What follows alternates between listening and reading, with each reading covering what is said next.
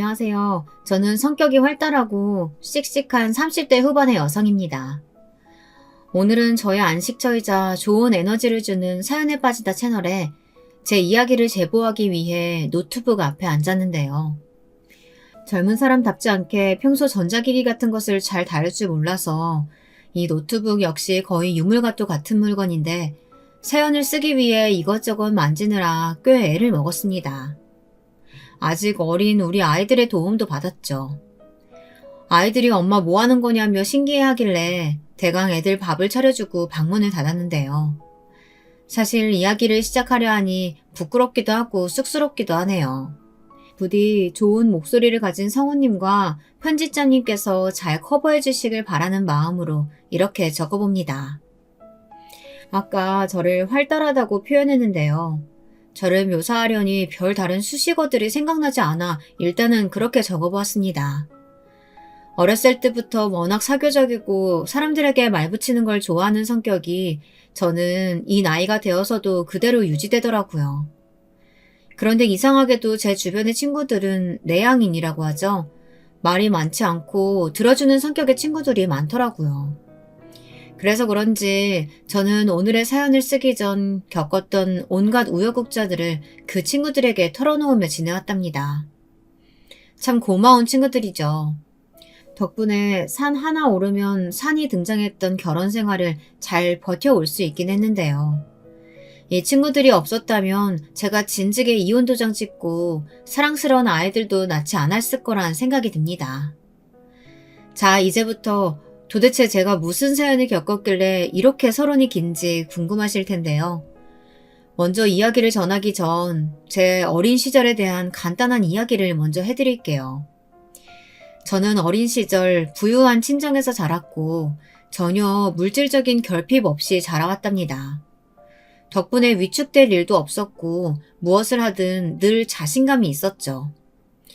그런데 저의 자존감 내지 자신감은 집안의 환경뿐 아니라 유전자의 힘도 한몫했답니다. 저희 어머니 아버지 두 분 다 정말 긍정적이고 밝은 분들이시거든요. 아버지는 사업가신데 일을 할 때의 냉철한 면모와는 달리 집에서는 한없이 유머러스하고 그저 술 좋아하시는, 조금 나쁘게 말하면 한량 같은 면모가 있으실 정도였어요. 반면 어머니는 아버지께서 그토록 많은 돈을 벌어오시는데도 불구하고 자신이 스스로 무언가를 개척하고 도전하는 걸 굉장히 좋아하셨어요. 그러다 저희 어머니께서 찾으신 경로가 바로 공부방을 차리는 일이었는데요.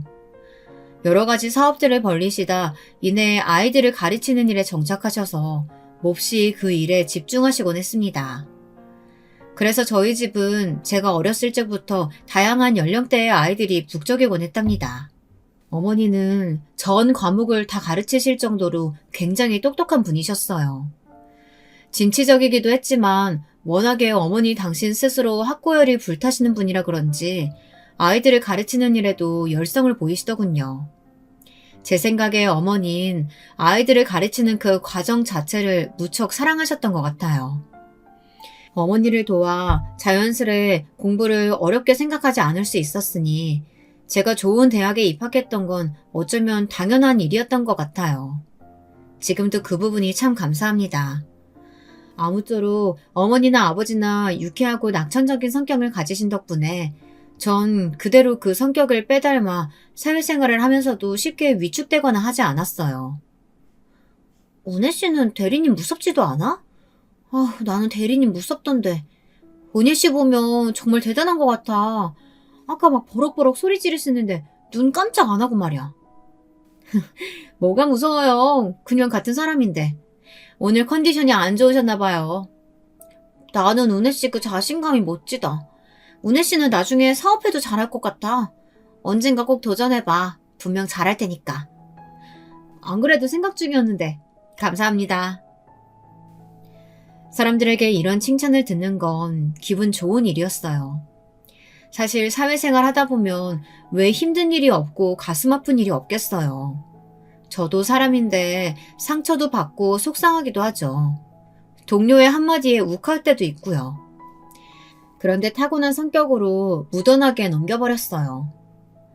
그런데 그러던 어느 날 이런 저를 깊은 고민에 빠지게 하는 남자가 있었으니 바로 제 남편 될 양반이었어요. 제가 사수이고 가르쳐야 할 사원으로 들어온 사람이었는데 남편은 꽤나 소심하고 상처를 잘 받는 성격이었습니다. 좋게 말하면 세심하고 꼼꼼한 스타일이었는데 저희 회사에 성격이 센 사람들이 워낙 많았던지라 걱정이 되었죠. 징그러운 말일 순 있지만 다 큰 성인 남성에게 모성애가 발동되었다고나 할까요? 제가 정말 너무 한심하네요. 오늘도 파일 정리하는 거 실수했어요.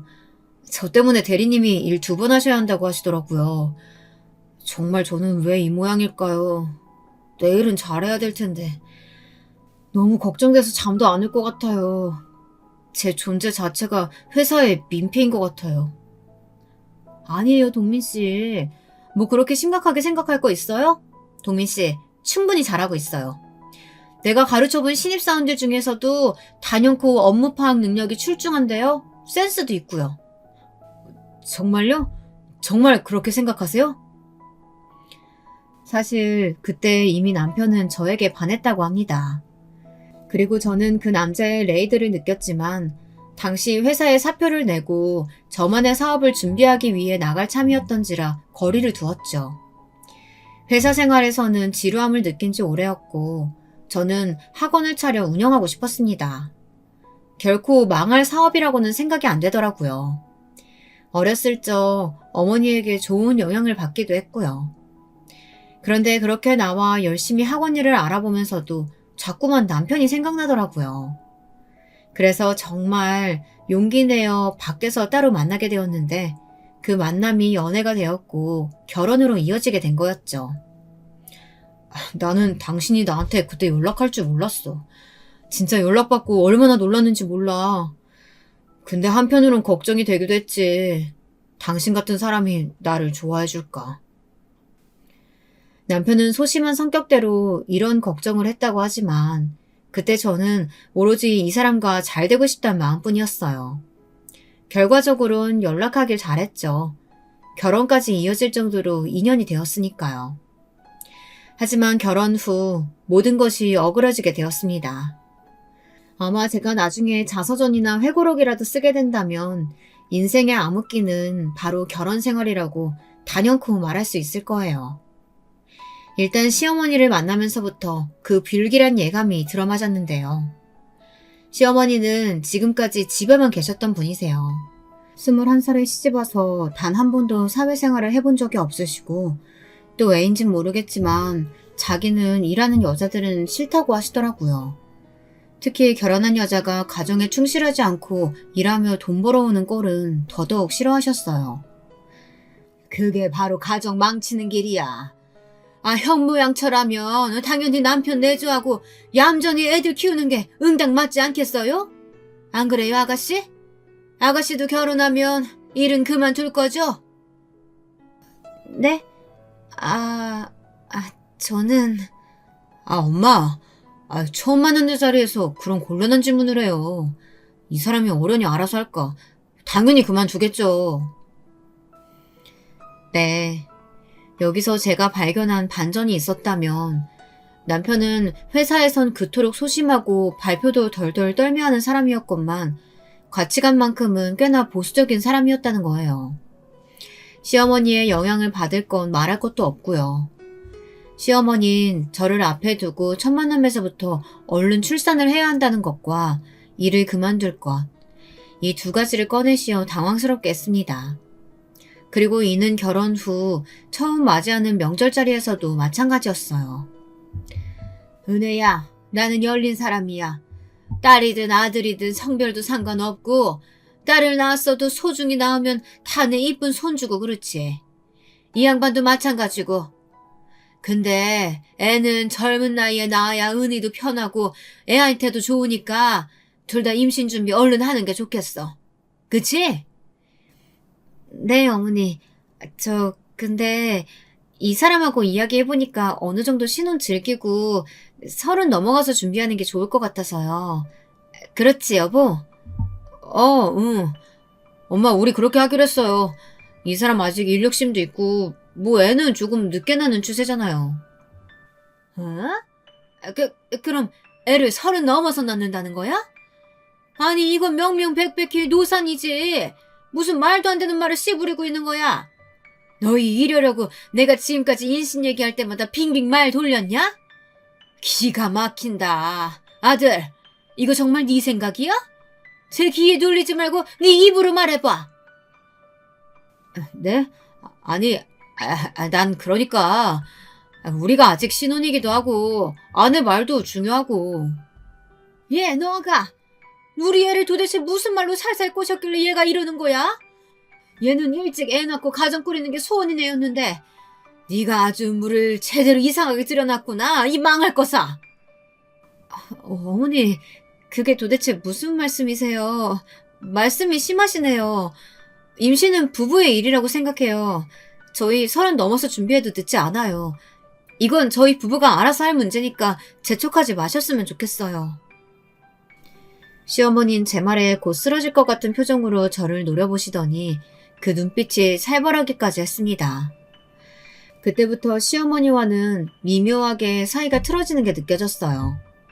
거기다 마음을 심란하게 만드는 한 사람은 더 있었죠. 이런 일이 벌어지면 시아버지는 아무 말 없이 그저 신문만 쳐다보시는 분이었고, 도련님은 집안일엔 도통 관심이 없는 분이었지만 시어머니가 이렇게 한마디 하면 옆에 있던 시누이가 꼭 끼어들어서 분위기를 더 안 좋게 만들더라고요. 아니 새언니, 그 학원이 뭐 얼마나 잘 나간다고 거기에 그렇게 목을 매요? 우리 오빠가 대기업 다니는 회사원인데 왜 굳이 둘이 보려고 하냐고요? 언니 친정이 못 사는 건 알겠는데 저희 집은 넉넉하니까 너무 걱정하지 마시고 일 그만두셔도 돼요. 그러다 우리 엄마 혈압 높아지겠어요. 시누이는 틈만 나면 제 학원이 구석진 자리에 있는 곳이라며 비웃고는 했어요. 어쩌다 길 가다 한번 들렀다며 저희 학원에 들어온 적이 있었는데요. 대놓고 웃으면서 그러더라고요. 강남에 있는 줄 알았는데 강북에 이런 구석자리에 있을 줄은 몰랐다면서요. 그땐 참고 넘겼지만 지금은 도저히 그럴 수가 없어 한마디 하려 했어요. 하지만 그걸 또 잽싸게 알아채곤 새침하게 방문을 닫고 들어가 버리더라고요. 이 집안이 이랬어요. 저는 그것도 모르고 상견례 전 내가 좋은 시댁 만났다고 스스로를 위로하려 들었죠. 남편이라고 제 편을 확실하게 들어주었다면 또 모르겠습니다. 남편은 제가 아가씨 발언이 무례하고 지나쳤다고 한마디 하면 곧 죽어도 자기 동생 편을 들더라고요. 걔가 아직 어리잖아. 이제 대학교 졸업했으니 애인데 애 말에 뭐하러 일일이 반응을 해. 우리가 어른답게 행동해야지. 그냥 무시해. 사람들 앞에선 벌벌 떨며 자기 의견 하나 제대로 전달하지 못했던 사람이 그렇게 시댁식구가 있으면 무슨 에너지 드링크라도 마신 듯 사람이 기운이 펄펄 넘치고 할 말 안 할 말 아주 당당하게 하더군요. 문제는 그게 저한테 아주 안 좋은 방향으로 영향을 끼친다는 거였어요. 그러다 어느 날은 제가 시어머니 시누이 두 사람과 한바탕 하게 되었는데요. 이건 아무리 성격 좋고 낙천적인 저라도 결코 넘어가지 못할 일이었습니다. 당시 제 학원에 수강생들이 늘어나며 바쁘게 하루하루를 보내고 있던 때였는데요. 아가씨가 시어머니와 근처를 지나고 있다며 잠깐 방문해도 되냐고 묻더군요. 새언니 커피랑 동료들 선생님들 커피까지 사가지고 갈게요. 문 열어줘요, 새언니. 다짜고짜 약속도 없이 찾아온 것이 당황스럽긴 했지만 간식까지 준비해왔던 말에 어쩔 수 없이 문을 열어주었어요. 그런데 상담실로 데리고 들어와 조용히 이야기를 나누려던 찰나 시어머니가 학원을 둘러보더니 그러더라고요. 그 특유의 부드럽고 나긋나긋한 말투로 또 흠을 잡으시는 거예요. 내 친구 며느리도 이런 학원 하는데 여기 같은 촌구석 아니고 강남에 엄청 큰 대형 학원 차렸다더라. 가봤는데 세상에 학원 하나가 빌딩이더라고. 1층부터 5층까지 영어 수학이 빽빽이 들어차 있는데 대단하더라. 거기다 시어머니한테는 또 얼마나 잘하는지. 꼬박꼬박 용돈 줘, 선물 갖다 바쳐. 그렇게 예의 바른 애가 없더라니까. 우리 아들도 그런 여자를 만났어야 인생이 풀리는 건데 참. 엄마, 언니 다 듣겠다. 삐지면 얼마나 무서운지 몰라? 저 기센 얼굴로 또 우리한테 뭐라고 할지 모른다고. 그만해. 아휴, 난 후폭풍이 벌써 무서워. 아가씨, 어머님. 제가 넉살 좋게 넘어가니까 웃으세요? 도대체 왜 여기 학원까지 와서 사람을 기분 상하게 만드시는 건데요? 여기 제 일터고 제가 소중하게 생각하는 공간이에요. 우리 애들이 들을까봐 무섭네요. 안 되겠네요. 죄송한데 나가주세요. 어머머머. 거봐 엄마. 내가 뭐라 그랬어. 새언니한텐 커피를 들고 오든 간식을 들고 오든 그런 건 고맙게 여기지도 않아. 그래도 새언니 내쫓는 건 좀 아니지 않아요? 아가씨, 제가 직접 내쫓을까요? 아니면 제 발로 걸어가시겠어요? 아니면 지금 남편이라도 불러서 우리 사자대면 할까요? 일 커지기 원하시면 그렇게 하셔도 되고요. 제 말에 그제야 둘 다 조용히 물러나는데 발로 학원 문을 열더라고요. 게다가 시어머니는 나가면서 똥이 무서워 피하니 더러워서 피하지 이렇게 속삭이는데 정말 열이 솟구쳤습니다. 저는 나가자마자 극도로 스트레스를 받아 친구들에게 전화해 말을 하기 시작했고 친구들은 열심히 들어주었죠. 그리고 이걸로도 풀리지 않아서 인터넷 카페 같은 공간에 글을 올리면서 스트레스를 풀곤 했답니다. 남편에게 말해도 딱히 답이 안 나오니 오히려 익명의 공간에서 저를 위로해주는 사람들을 대상으로 글을 쓰는 것이 훨씬 편하더라고요. 그러다 그중 저와 똑같은 직업을 가진 동료분들을 만나 친해지게 되었습니다. 그리고 그때 저를 많이 위로해주셨던 동료 선생님들이 있었는데 그 선생님과 아주 기이하게 엮이고 말았어요. 어느 날 그 선생님이 제게만 넌지시 남자친구가 있다고 개인톡을 보내오신 거예요. 저처럼 학원을 운영하는 분이셨는데 수영 학원이 아니고 강남에서 대형 학원을 운영하는 분이셨던 데다가 얼굴도 미인이고 성격도 좋으셨기에 그 남자가 더 궁금해졌죠. 그래서 얼굴을 보여달라고 졸랐더니 망설이다 사진 한 장을 보내오는데 기겁하는 줄 알았습니다. 저희 도련님이 떡하니 있는 거 있죠? 어머 선생님, 어떻게 만나신 거예요? 소개팅 그런 걸로 만난 거예요? 네, 선생님. 제 친구가 소개시켜줬어요. 자영업 하시는 분이라 그런지 성격도 시원시원스럽고 무엇보다 코드가 너무 잘 맞더라고요. 제 이상형이 저랑 음식 취향, 영화 취향, 독서 취향 이런 거 잘 맞는 남자잖아요. 그게 다 맞더라고요. 너무 신기하죠? 그리고 저희 집안 부유한 거 이런 거 안 따지고 그저 저만 바라봐주는 게 너무 느껴져요. 콩깍지가 씌어도 단단히 씌었더라고요. 하지만 사실 저희 도련님으로 말할 것 같으면 솔직히 그런 망나니도 없다고 생각할 정도로 망나니였습니다. 남편에게 결혼 전부터 도련님에 관해 들었던 말 중 좋은 말은 하나도 없었어요. 학창시절엔 그렇게 시부모님을 속썩였고 가출을 밥 먹든 반복하며 거기다 돈을 몇 번 훔쳐 경찰서에 들락날락거렸다고 했습니다. 지금 나이에도 마땅한 직업이 없어 백수를 놀고 있으니 보다 못한 시부모님이 카페라도 차려주신 거였어요. 그러니까 자기 의지론 뭘 하려는 생각이 없는 사람이었습니다. 다만 딱 한 가지 마음에 드는 점이 있다면 적어도 시누이처럼 얄밉게 끼어드는 성격은 아니었다는 거죠. 딱히 집안일 자체에 관심이 없었으니까요. 그런 도련님에게 어떻게 이런 마음 고운 선생님이 호감을 느끼게 된 건지 의아할 따름이었습니다. 솔직히 말하면 이해가 안 되었죠. 마치 미녀와 야수 같은 만남이었으니까요. 일단은 금방 헤어질 수도 있으니 내 도련님이라고 밝히지 않고 지켜보고 있었는데요. 상황은 예상과 다르게 흘러가고 말았어요. 어느 날 도련님이 신바람이 난 얼굴로 여자를 데려오겠다 하더군요. 그때 예감했죠. 아, 둘이 결혼을 하는구나. 그때서야 저는 그 선생님에게 진실을 토로했습니다. 제 동서가 될 사람이었으니 미리 말해야 하는 게 맞는 거라고 생각했어요. 네? 저는 전혀 몰랐어요. 그러니까 우리가 그럼 이제 형님 동서 관계가 된다는 거네요? 어떻게 이런 우연이 다 있을까요? 세상이 생각보다 좁네요. 그러니까요. 저도 사실 많이 놀랐어요. 아무쪼록 잘 지내봐요. 우리 도련님 많이 사랑하는 것 같던데. 네, 맞아요. 그이와 사귀면서 결혼에 대한 확신이 저절로 생기더라고요. 지금까지는 어떤 남자 만나도 결혼 생각이 안 났는데 이 남자처럼 책임감 있는 남자는 처음이에요. 우리 그이 집에서도 엄청 듬직한 아들이죠? 책임감이요? 네, 그런 편이죠. 도련님에 대한 굳건한 믿음을 가지고 있는 동서에게 차마 도대체 왜 날라리 도련님이 좋아요 라고 묻지도 못하고 잘 지내보라는 당부 인사를 하곤 돌아섰습니다. 당시만 해도 저는 동서가 들어오고 지금의 고부 갈등이 악화될진 차마 몰랐습니다. 시어머니는 일단 발빠르게 동서에 대한 호구조사를 마치더니 자신이 만족할 만한, 그것도 아주 흡족할 만한 조건이라고 생각이 들었는지 만나기 전부터 호들갑을 떨더군요.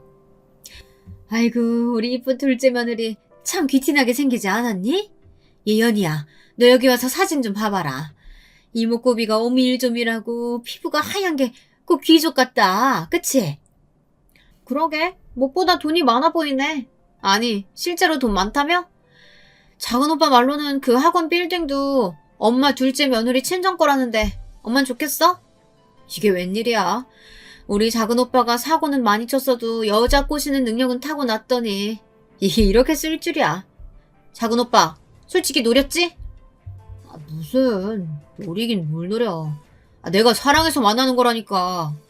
나는 그 사람 돈 같은 거 관심 없다.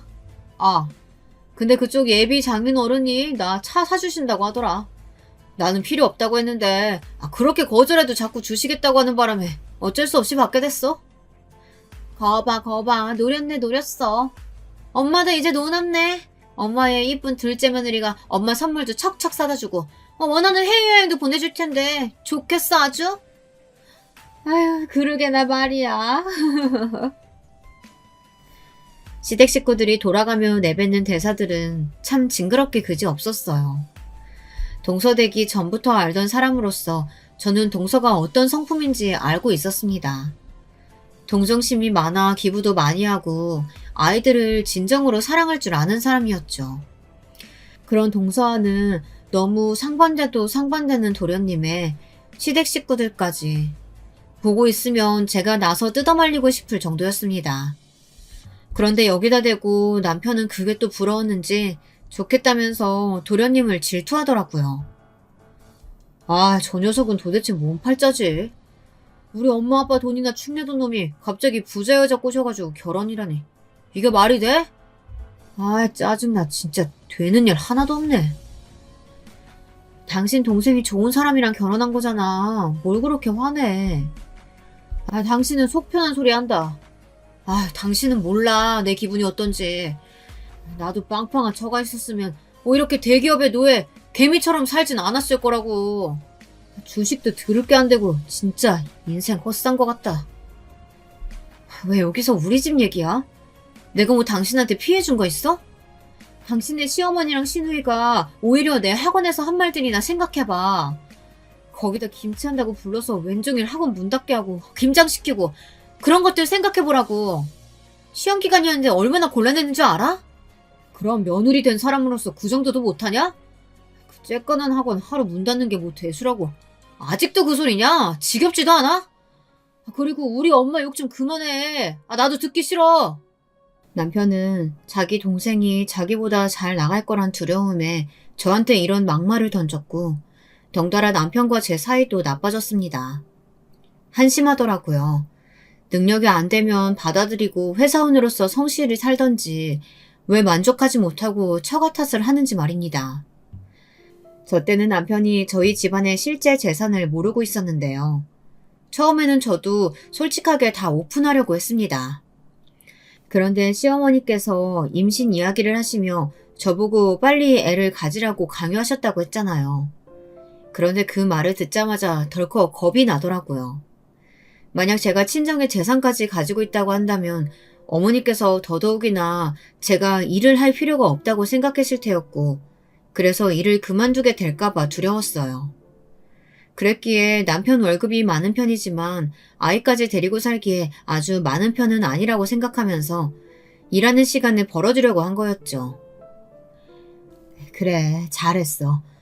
엄마도 우리 집 재산 그 집에 이야기하는 거 반대야. 사돈네를 못 믿는다기보다는 사람 마음이 그렇잖니. 돕 냄새 맡으면 뭐든 꼬이게 되어 있어. 니네 시어머니도 썩 좋은 성품은 아닌 것 같다며. 그럼 더더욱이나 오픈하지 말고 만나. 대신 어려울 땐 엄마가 발벗고 도와줄게. 저희 친정엄마도 제 의견에 적극적으로 동의하셨고요. 물론 저희 집이 아주 대단한 부자는 아니었지만 시댁 입장에선 아마 깜짝 놀랄 만한 수준은 되었을 테니 그 부분은 저도 염려가 되었습니다.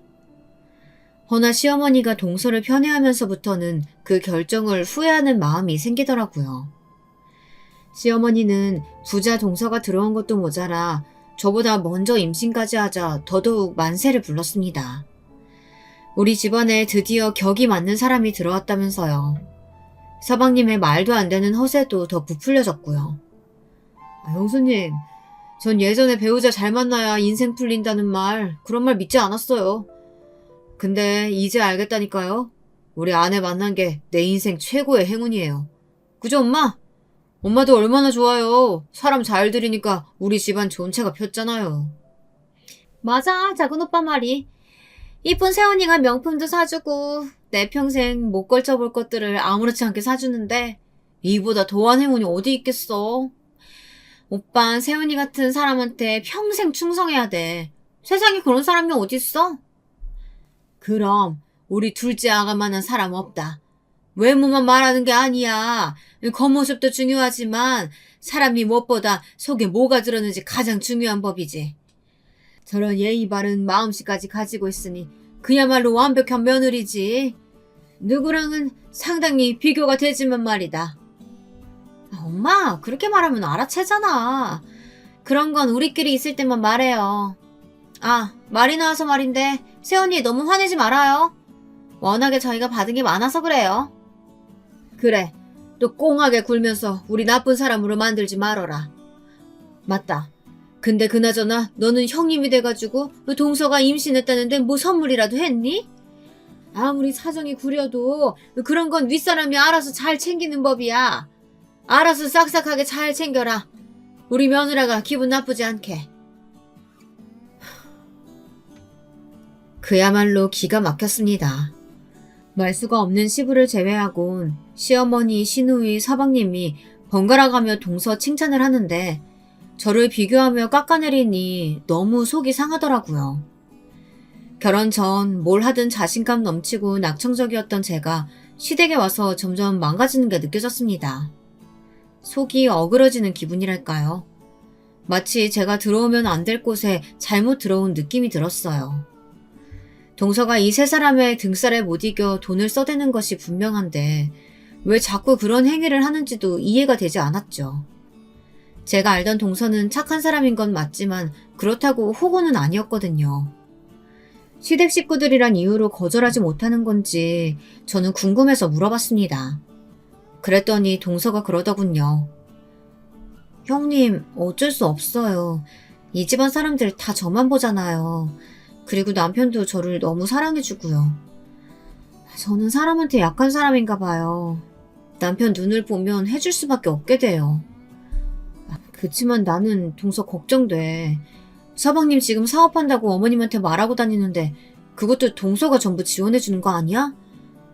내가 알기론 서방님 시부모님이 카페 차려주기 전까지 일 한 번 해본 적 없는 사람이야. 거기다 카페도 적자였고 사업을 운영한다는 것 자체를 할 줄 모르는 사람이라고. 이렇게 말하게 돼서 미안해. 근데 사실을 말해주고 싶었어. 적어도 동서는 알아야 하니까. 저기 형님, 무슨 말인지는 알겠는데 제 남편, 제 집안일은 제가 알아서 할게요. 그리고 우리 이렇게 따로 만나는 것도 그만해요. 명절날이나 시부모님 생신날 보는 것만으로도 충분하잖아요. 저 먼저 이만 들어가 볼게요. 수업이 있어서. 제 말에 동서는 무척 기분이 나쁜 눈치였습니다. 저한테 더 이상 단둘이 만나지 말자는 말까지 하며 거리를 두더라고요. 왜 저렇게까지 서방님에게 약한 건지 보고 있자면 가슴이 답답했지만 그렇다고 제가 할 수 있는 일은 없었습니다. 그러다 어느 날 동서가 서방님 사업을 지원해주고 함께 그 회사에 출근하게 되었다는 소식을 듣게 되었어요. 그 후 동서는 힘들어 보이는 기색이 역력했어요. 명절에 만날 때마다 예전에 그 싱그러운 얼굴은 어디 가고 눈 밑에 검은 그늘이 가득하더라고요. 걱정스러운 마음을 다가가고 싶었지만 전에 한번 거부당한 적이 있었던지라 쉽사리 손을 뻗기가 힘들었습니다. 그리고 역시나 서방님네 회사가 시작한 지 1년째 주저앉았다는 소식이 들렸고 남편은 미소를 걸치며 그 소식을 전했습니다. 내 미련한 동생놈 때문에 재수씨가 큰돈 날려준 거야. 재수씨네 친정에서도 모른대. 알려주면 당장 이혼하라고 할까봐 재수씨가 비밀로 붙이고 있나봐. 뭐? 정말? 동서 많이 힘들겠네. 이때부터 동서가 심히 걱정되더군요. 동서는 가끔씩 시부모님이 안 보고 있을 때 허공을 바라보며 한숨을 쉬거나 멍하니 하늘을 보기도 했는데요. 어느 날은 그 얼굴이 살짝 위험해 보여 저도 모르게 말을 걸게 되었어요. 저희 둘만 시댁 베란다에 있었을 때였죠. 동서 괜찮아? 요즘 많이 힘들어 보이는데. 아까도 과일 깎다가 손 베고 그랬잖아. 원래 안 그러던 사람이 생각이 많은 거야?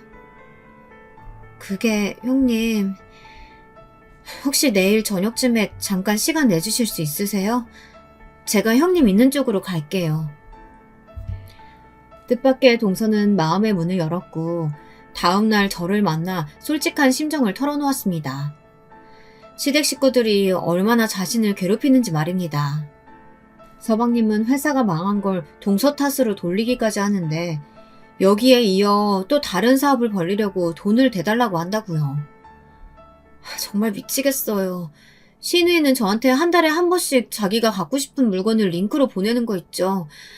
시어머니도 틈만 나면 절 어디 모임에 끌고 다니시고 돈 많은 며느리라는 거 자랑하려고 저한테 계산까지 시키고요. 숨 막혀 죽을 것 같아요. 거기에 남편은... 동서는 서방님을 말하는 대목에서 더 잊지 못하고 눈물을 터뜨렸습니다. 그 울음소리를 듣는 것만으로도 그간 겪은 고생이 어느 정도였을지는 짐작하고도 남았습니다. 아마도 서방님은 동서 편을 들어주기는커녕 돈만 요구하고 나섰겠죠. 저는 동서를 꼭 안아주며 말했습니다. 이제부터는 시댁의 종이 되지 말고 가부를 살라고요. 만약 서방님과 이혼하는 상황이 생긴다면 제가 돕겠다고요. 그렇게까지 말하는 데는 정말이지 진심으로 동서를 돕고 싶었기 때문입니다. 마치 동서의 모습이 제가 시댁 식구들에게 당했던 모습과 별 다를 바 없어 보여서 말입니다. 하지만 동서는 이번에도 거절했어요. 작게 고개를 젓더니 그대로 일어나더라고요. 아마도 동서는 서방님에 대한 사랑이 깊은 것 같았습니다. 아이까지 있는 마당에 이혼은 안 된다고 생각한 것 같기도 하고요. 그리고 이때 저도 걱정은 되었지만 동서에 대한 생각은 천천히 접게 되었는데요. 제게 경사가 생기면서 자연스럽게 그렇게 되었어요. 바로 아이가 생긴 것입니다. 남편과의 사이가 완전히 회복된 건 아니었지만 하룻밤의 일이 임신이란 축복으로 이어진 것이었어요. 그것도 쌍둥이였죠. 시어머니는 물론 30 넘어 임신한 며느리를 좋게 보지 않았습니다. 아이고 소원대로 돼서 좋겠다. 내가 그렇게 말했건만 30 넘으면 애한테 안 좋다고 그렇게 말했건만 너 우리 손주 잘못되면 다 네 탓인 줄 알아라? 어머님 왜 낳지도 않은 아이가 잘못될 거라고 단정 지으시는 건가요? 이제 이런 무분별한 비난 그만 멈춰주세요. 말은 참 잘하지.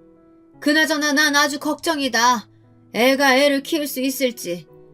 제대로 된 애미여야 교육도 잘 시키고 우리 애들처럼 대기업도 가고 그러는 건데 말이야. 애는 우리의 머리를 닮아야 할 텐데 아유 그것도 염려되네. 물론 쌍둥이니까 둘 중 한 명은 분명 우리 애 닮았겠지. 그렇고 말고. 엄마 그럼요.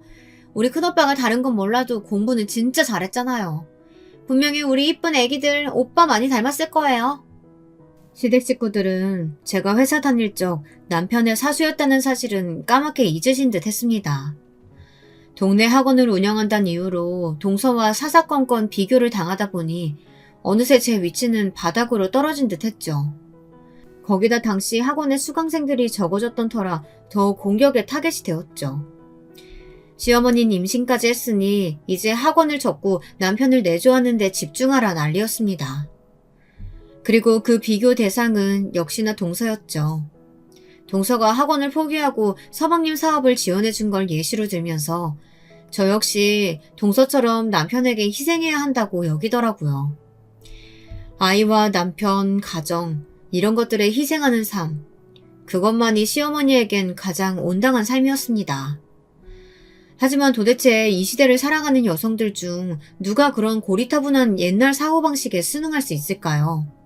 가스라이팅을 당한 게 아니라면요. 저는 임신을 했어도 학원을 살리기 위해 더 열심히 일에 매진했고 몸이 부어 더 이상 일하기 힘들게가 되었을 때 그때서야 일을 그만두었습니다. 다른 선생님에게 맡겼지만 아이를 낳고 곧 돌아오겠다고 약속했죠. 시어머니는 기어이 제가 학원 나가는 것을 보고는 매일마다 남편에게 전화해 그렇게 제 욕을 해댔습니다.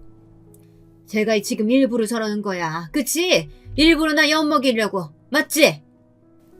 엄마, 진정 좀 하세요. 물론 저는 시어머니의 말엔 신경도 쓰지 않으려고 했습니다. 제 에너지는 학원을 살리는 데 집중되어 있었고 태어날 아기에 대한 기대와 설레임이 더 컸거든요. 하지만 여기선 저로서도 예상하지 못한 부분이 있었으니 저희 쌍둥이 아이들이 아팠다는 거예요. 미숙아로 태어나 인큐베이터에 있어야 했는데 그 어린 아기들이 꼼짝없이 인큐베이터 안에 있으니 너무 가슴이 아팠습니다. 특히 첫째보다 조금 늦게 태어난 둘째 아이가 신생아 시절에도 자주 아파서 심장을 철렁하게 했어요. 그런데 여기서 시어머니가 구태여 한마디를 얹어 사람을 미치게 만들더라고요. 응급실에 와 울면서 경과를 지켜보는 저에게 그러니까 내가 말하지 않았어. 여자가 30 넘어 애 낳는 건 죄악이라고. 너 때문에 네 애들이 아픈 거다. 그러니까 내 뜻대로 했어야지. 아휴, 하여튼 마음에 드는 구석이라곤 하나도 없어. 아휴, 우리 불쌍한 손주들. 제 어미 잘못 만나가지고 저 고생을 하네. 어머니, 지금 그 말 하시려고 여기까지 오신 거예요? 아이 아픈 걸 왜 자꾸 제 탓을 하세요? 저도 속상해요. 여기서 가장 속상한 건 부모인 전데 왜 어머님이 나서서 자꾸 제 마음에 상처 주시는 거예요? 이제 그만하세요. 아니 맞는 말 한 건데 뭐가 속상하다는 거니? 네 동선의 애기 봐라. 건강하게 잘 자라잖니? 그게 다 어릴 때 나와서 그런 거야. 넌 옆에서 보고도 모르겠니? 머리에 똥만 가득 찼나? 남편이 말리지 않았더라면 아마 저는 시어머니와 그날 대판했을 겁니다. 허나 우스운 건 속으로 정말 나 때문에 우리 아이들이 아픈 건가 이런 생각이 들었다는 거예요. 하도 옆에서 그런 말이 들려오니 저조차도 스스로 그런 말도 안 되는 의심을 하게 되는 거였죠. 내가 정말 아이를 일찍 낳았어야 했나, 일을 포기했어야 했나 의구심이 생기며 죄책감마저 들었습니다. 나중에 아이가 건강해졌을 즈음 그때서야 가스라이팅이 이렇게 위험한 거구나 이런 각성이 생기더라고요. 더 이상 시어머니에게 끌려다니고 싶지 않았습니다.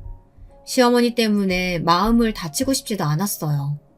아이의 안부를 묻는 척하며 은근슬쩍 너 때문이라고 탓하는 시댁 식구들에게 더 이상 영향받고 싶지 않았어요. 그들이 저에게 하는 말이라곤 죄다 깎아내리고 비난하는 것 말고는 없었으니까요. 그래서 일방적으로 연락을 끊어버렸습니다. 단톡방도 나가버렸고 다가온 시누이의 생일에도 아무런 연락을 취하지 않았죠. 역시나 그 이후 시누이가 저에게 온갖 욕문자를 쏟아내더라고요. 그것도 자기 엄마, 즉 시어머니에게 말하는 척하며 그 문자를 저에게 보내는 방식으로요. 교묘하고 비열한 방식이었습니다. 엄마, 새언니 제정신 아닌가 봐. 내 생일 때 어떤 문자도 심지어 기프트콘 하나도 안 보냈더라고. 나는 자기 생일 때 화장품 사라고 5만원짜리 쿠폰 보내줬는데 그것도 잊었나? 미친 거 아니야? 사람이 가는 게 있으면 오는 것도 있어야지. 이게 다 엄마가 며느리 기강 제대로 안 잡아서 이런 일 생긴 거야. 새언니한테 한마디 해. 저는 거기다 대고 어머님이나 아가씨 둘 다 뻔히 보이는 유치한 짓 그만하세요. 이렇게 문자를 보내곤 차단해버렸습니다. 둘 다 민망하긴 했는지 아무 말이 없더라고요. 그러던 어느 날 사연을 쓰게 된 결정적 사건이 생기고 말았어요. 아직도 이날을 생각하면 피가 거꾸로 솟는데요. 연락을 끊고 평화롭게 육아에만 전념하고 있었을 적 슬슬 아이를 어린이집에 맡기고 학원에 복귀하려고 생각하고 있었는데요. 당연히 아직 아이가 어린 만큼 하루 종일 학원에 있는 것은 아니었고 잠깐씩만 아이들 공부를 봐주고 올 생각이었습니다. 그리고 새로운 학원도 열 계획이었고요. 사실 여기엔 남편이 큰 이유가 되어주었는데요. 남편이 잘 다니던 회사를 갑자기 퇴사하겠다고 하더니 자신의 원대한 꿈을 이루겠다고 하더라고요. 동생은 실패했지만 난 돼. 내가 된다는 걸 보여주고 싶어. 당신도 내가 잘할 거라고 믿지? 내가 오랫동안 생각해야 했던 아이템으로 그 꿈 이루고 싶어. 엔터테인먼트 회사를 차릴 거야. 퇴사할 거야. 뭐? 엔터 뭐? 당신이 그쪽에 인맥이 있어 뭐가 있어. 갑자기 뚱딴지처럼 무슨 엔터 회사를 차리겠다는 거야. 아이들 좋아한다는 이유로 엔터 회사 차리겠다는 게 말이 돼?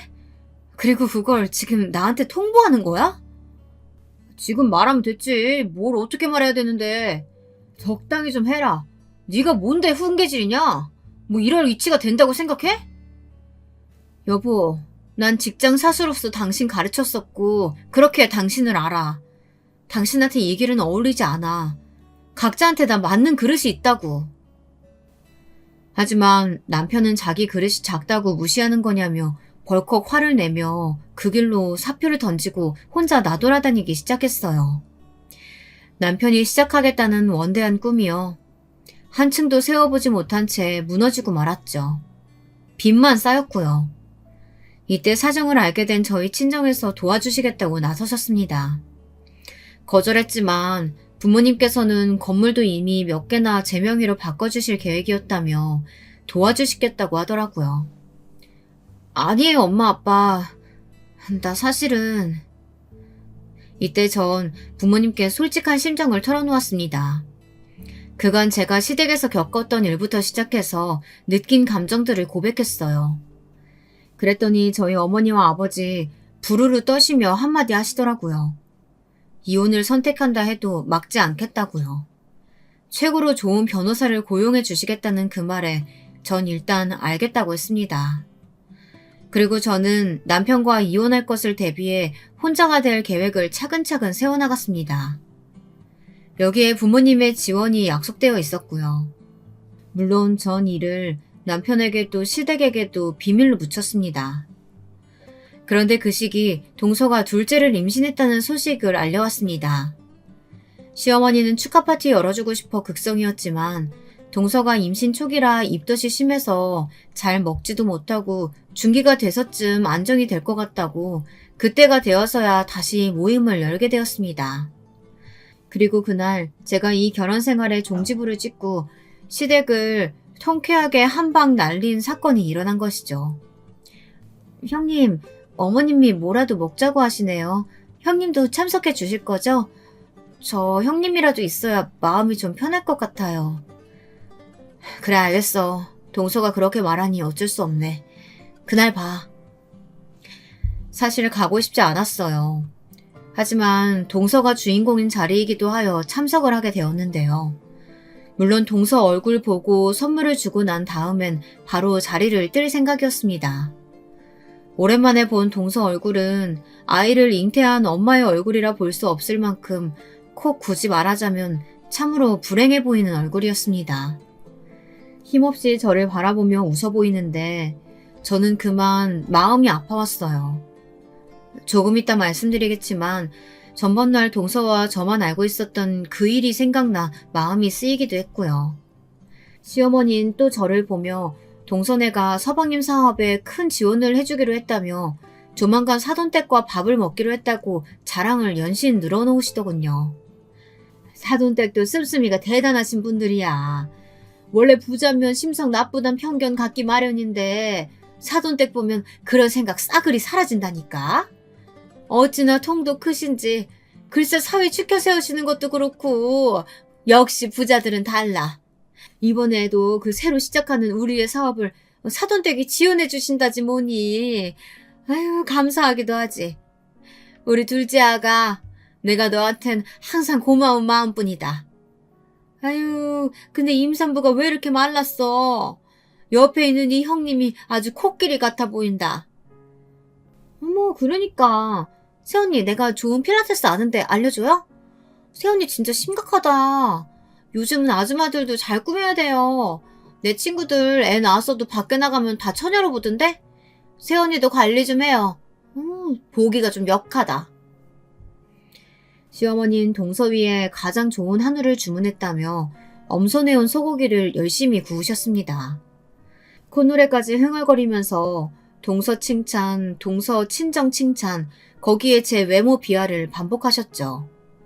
신혜가 옆에서 그걸 거들었고요. 저는 일부러 표정을 굳히곤 아무 말 하지 않았습니다. 아치 아무것도 못 들었다는 듯이 구워진 것 같은 소고기를 한 점 입안에 넣고 우물거렸는데요. 소고기가 사르르 녹아 들어가는 감각이 느껴지던 그때였습니다. 갑자기 시어머니가 버럭 성을 내며 제 뺨을 치신 겁니다. 시댁 식구들 전체가 놀라 눈을 뻐끔거렸습니다. 시누이마저 당황했는지 제 엄마의 옷자락을 끌어당기더라고요. 화끈거리는 감각에 얼떨떨해서 아무 말도 못하자 시어머니는 마치 당연한 일을 했다는 듯 그러더군요. 이 개념 없는 년이? 어디 네 동서가 먹을 거에 손을 대 버릇없이. 키우던 개도 너같이 행동하진 않겠다. 아까부터 내 말 싹 다 무시하더니 너는 위아래도 없냐? 너와 네 동서 수준이 다르면 납작 엎드릴 생각을 해야지. 하지만 제가 반응하려고 할 때 그때 저보다 한 발 더 발빠른 사람이 있었으니 바로 동서였습니다. 동서가 시어머니를 막아서더군요. 어머님, 제발 그만하세요. 형님은 어머님이 생각하는 그런 분이 아니에요. 형님한테 넘어갈 건물이 몇 개인지는 알기는 하세요? 그리고 이번에 이 지원해준 돈도 다 형님이 지원해주신 거예요. 저희 친정이 아니고요. 뭐? 아니, 그게 무슨 말이냐? 네 형님이, 그러니까 얘가 무슨 돈이 있다는 말이야? 아니, 가난한 친정에 돈 나올 구석이라고는 없는 학원 가진 네 형님이 무슨... 어머님, 동서 말 맞아요. 저도 말씀드리기 싫었는데 이렇게 말하게 되네요. 네, 서방님 사업에 투자되는 돈, 그 꼴랑 몇억, 제 주머니에서 나온 돈이에요. 동서가 저 붙잡고 엉엉 울면서 그러더라고요. 친정에 말하면 이혼하라고 할 건데 자기는 손 벌릴 데가 도저히 없다고요.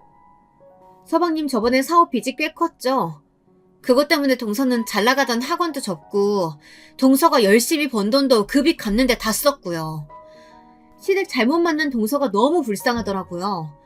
그래서 제가 동서 대신 서방님 사업 투자금 준 거예요. 친정에서 해줬다 말하라고요.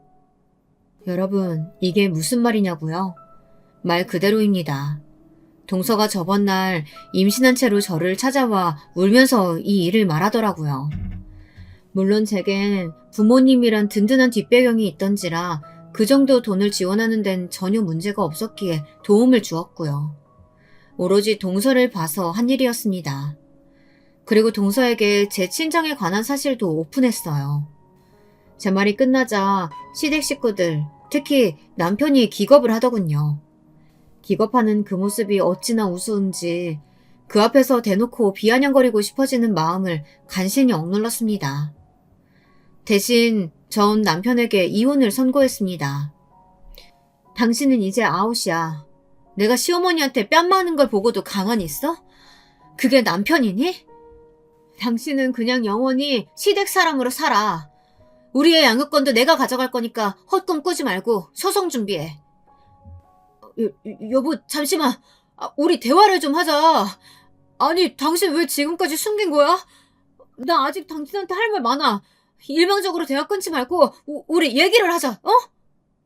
남편은 제게 지겹도록 매달리며 그토록 안 하려고 했던 대화를 하자고 하더라고요. 사업이 망한 마당에 갈데없는 낙동강 오리알이 되었는데 제가 부자 친정을 두었다고 하니 당연히 붙잡고 싶을 수밖에 없죠. 그런데 제가 왜 거기에 박수를 쳐줘야 할까요? 이미 떠난 버스 잡으려는 남편이 한심해 전 아이들을 데리고 곧바로 친정으로 와버렸습니다. 그리고 변호사를 보내 확고한 결심을 알렸죠. 물론 소송은 승소했습니다. 예상한 결과였지만 막상 맞닥뜨리니 기쁘더라고요. 마치 오래된 족쇄에서 풀려난 기분이랄까요. 암묵 같던 결혼 생활을 접고 나온 제 스스로가 그렇게나 기특할 수밖에 없었습니다. 학원이 잘 되던 때보다 더 큰 성취감이 느껴지더라고요. 그리고 이런 제 행보에 어떤 영향을 받은 건지 한 사람이 큰 결심을 했습니다. 네, 우리 동서요. 동서는 사모님에게 이혼 서류를 날리며 이렇게 말했다고 합니다. 내 인생 너 같은 거머리한테 빨아먹힐 바엔 한강물에 뛰어들겠다고요. 동서가 전해주는 이야기를 듣고 전 잘했다고 마구 칭찬을 해주었네요. 그렇게 저와 동서는 그 집안에서 나오게 되었답니다. 그리고 지금은 친구처럼 이런저런 정보를 교환하며 잘 지내고 있어요. 아무래도 같은 업종에 있고 한번 시댁이란 지옥에 묶였던 경험을 공유했던지라 이상하게 애틋함이 올라옵니다. 앞으로도 저와 동서 서로를 의지하며 잘 살아나가보려고 합니다. 여기엔 아주 강한 확신이 있어요. 지금까지 제 이야기 들어주셔서 감사합니다.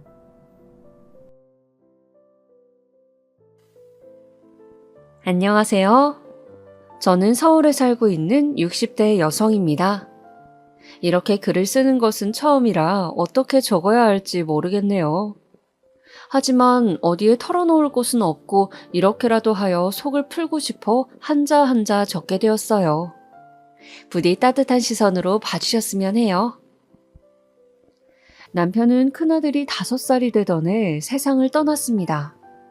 어린 아이들이 죽음을 어떻게 받아들일 수 있겠냐는 생각에 거짓말밖에 할 수가 없었어요. 아빠 안 기다리고 우리끼리 이사 가요? 아빠는 비행기가 너무 높이 있어서 늦게 온대. 우리 따라온다고 먼저 가 있으라고 하셨어. 가자. 그렇게 아빠는 멀리 비행기 타고 여행 갔다는 말로 어린아이들을 달래었습니다. 어느 순간부터 눈치를 챈 건지 아이들도 아빠에 대해 이야기를 하지 않더군요. 그런데 설상가상 이미 남편의 병원비로 많은 돈을 쓴 후였고 형편이 빠듯해져 내 가족의 추억이 담긴 집을 떠나올 수밖에 없었어요. 마음 같아선 고향에 있고 싶었지만 고향에선 희망이 없었어요. 그래서 저는 35년 전 무일푼으로 서울로 상경했습니다. 5살 큰아들, 넷째, 둘째 아들과 말이죠. 저희 세 식구는 제일 꼭대기에 있는 단칸방에서 서울살이를 시작했습니다. 여름이면 땀이 온몸을 적셔 잠을 잘 수 없을 만큼 덥고 겨울이면 길이 얼어 바들바들 떨며 내려가야 했던 꼭대기 집이었죠. 처음 시작한 서울살이는 녹록지 않았습니다. 남편이 세상을 떠나고 혼자 2 아들 녀석을 키우며 살아가기란 쉽지 않더군요. 신봉사 마냥 이 집 저 집 아이를 맡겨두고 일을 하러 나가기 일쑤였어요. 그러다 보니 사람들에게 원치 않는 소리도 들어야 했어요. 허나 어쩔 수 없었죠. 저는 그때마다 죄송하다 고개를 숙였어요. 그 5살, 4살 아이들이 눈치 보는 법부터 배우는 걸 보니 가슴이 칼로 난도질 당하는 것처럼 아팠습니다. 모든 게 다 제 탓이었어요. 내가 능력이 돼서 자그마한 가게라도 할 수 있으면 아이들을 옆에 두고 일을 할 수 있을 텐데 사정은 쉽게 나아지질 않더군요. 더는 아이들을 돌봐줄 것도 없어 집에 두고 일을 다녀야 했습니다. 저는 밤낮 가리질 않고 일을 했어요. 낮에는 식당에서 일했고요. 밤에는 휴지, 사탕, 찹쌀떡 등을 들고 술집을 전전하며 팔았어요. 제가 이 일이라도 해야 우리 아들이 조금이라도 가난하지 않게 자랄 수 있었으니까요. 사장님 안녕하세요. 술안주로는 찹쌀떡이 딱 맞는데 한 팩에 3,000원 드셔보세요. 떡이요? 술은 여자가 따라야 제맛인데 아줌마 술 따라주고 내 무릎에 앉으면 내가 이거 사줄게. 식사 맛있게 하세요. 아니, 그럼 술 말고 무릎에만 한번 앉아보지. 어느 가게에 들르면 소금 한 바가지를 맞고 나오는 날도 있었고요. 어떨 때는 취객들에게 욕을 먹은 날도 있었어요. 그럴 때면 저도 모르게 가게를 나오며 눈물이 흘러나오곤 했어요. 제 신세가 처량하기도 하고 내가 왜 이런 말까지 들어야 하나, 내 인생은 어디서부터 망가진 건가 하는 생각들로 흘러가곤 했거든요. 남편만 살아 있었다면 이렇게는 살지 않아도 될 텐데 하는 생각마저 들었어요. 그래도 참았습니다. 하루빨리 제 가게를 차려야 했으니까요. 그래야 우리 아이들 눈칫밥 안 먹게 할 수 있을 테니 조금만 더 버티자며 스스로를 다독였습니다. 그러던 어느 날이었어요. 상훈아, 상철아, 엄마 왔어. 평소 같으면 제 발소리만 듣고도 문을 벌컥 열고 나왔을 아이들이 기척도 없더라고요. 잠이 들었나 해서 조용히 방문을 열고 들어갔어요. 잠이 들었는지 쪼그려 누워있더군요. 이불을 덮어주려 방 불을 켰어요. 불이 켜지고 눈앞에 펼쳐진 광경은 지금까지도 가슴이 저릿합니다. 작은 아들 녀석은 잔뜩 웅크린 채 넘어져 있었고 큰아들은 벌벌 떨고 있었어요. 상훈아, 상철이 왜 이래? 어? 그게 엄마 오면 같이 라면 먹으려고 끓였는데 상철이가 옮기다가 넘어졌어. 엄마, 나 하나도 안 아파. 아니야, 엄마. 상철이 아프다고 계속 울었어. 병원 가야 해, 빨리.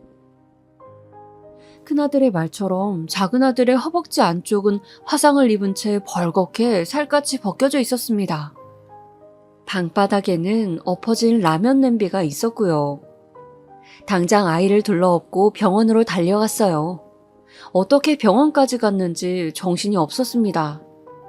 아들은 가는 내내 자기는 괜찮다고 했어요. 녀석을 업고 가는 동안 제 등은 너무 뜨거웠어요. 화상을 입은 채 처치도 못하고 한참을 있어서였는지 몸에 열이 올랐거든요. 병원에 도착하자 아들은 그제야 엉엉 울더군요. 어른도 아프다고 하는 화상 치료를 받으며 아들은 악을 쓰고 소리를 질렀고 그 모습을 보는 게 너무도 괴로웠습니다. 해가 뜨고 나서야 두 아들과 병원을 나설 수 있었습니다. 한 손은 큰아이의 손을 잡고 그리고 힘없이 제 등에 엎여 잠이 든 작은 아들을 토닥이면서요. 그리고 다음날 저는 빚을 지더라도 당장 가게를 구하자 마음먹었어요. 그래서 살고 있던 집을 팔고 이곳저곳에서 돈을 구해 작은 방이 딸린 가게를 얻었어요. 저와 아이들은 그렇게 작은 국밥집이지만 저희만의 집을 갖게 되었어요. 솔직히 처음엔 가게를 운영하려니 모든 게 버거웠어요. 당시에야 가게를 운영하는 요령도 몰랐고 손님들을 어떻게 끌어들이는지도 몰랐으니까요. 말 그대로 어수룩했으니 매출도 그저 그랬어요. 그래도 몇 달이 지나 서서히 가게 일이 손에 익자 저희 어머니를 닮아 손맛이 좋았던 저는 손님들의 입맛을 꽤 많이 사로잡을 수 있었어요. 새벽 일찍 일어나 재료를 사오고 한참을 국물을 내고 가장 신선한 고기를 넣고 참 부지런히도 노력했습니다. 아이들에게도 이전보다는 더 많은 것들을 해줄 수 있었어요. 새 노트를 사주고 새 운동화도 사줄 수 있었어요. 아이들이 새 것을 갖고 좋아하는 모습을 보니 그런 행복이 또 없더라고요. 허나 단 한 가지 걱정거리가 있었어요. 아이들에게 있어 아빠의 빈자리가 채울래도 채워지지 않는 것 같았거든요.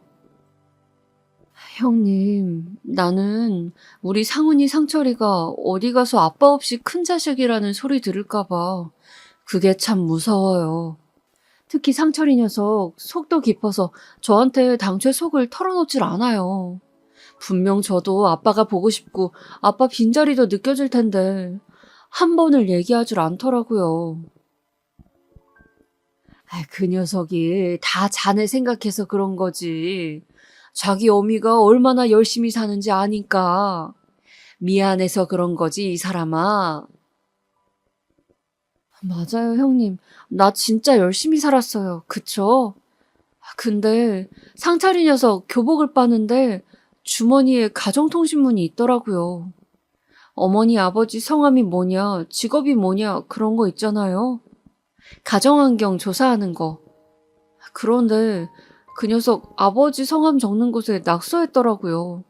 너무 보고 싶은 우리 아빠, 이렇게요. 그걸 보고 한참 울었어요. 그 녀석들 얼마나 아빠가 보고 싶겠어요? 이게요, 형님. 제가 채우려고 해도 도저히 안 채워지나 봐요.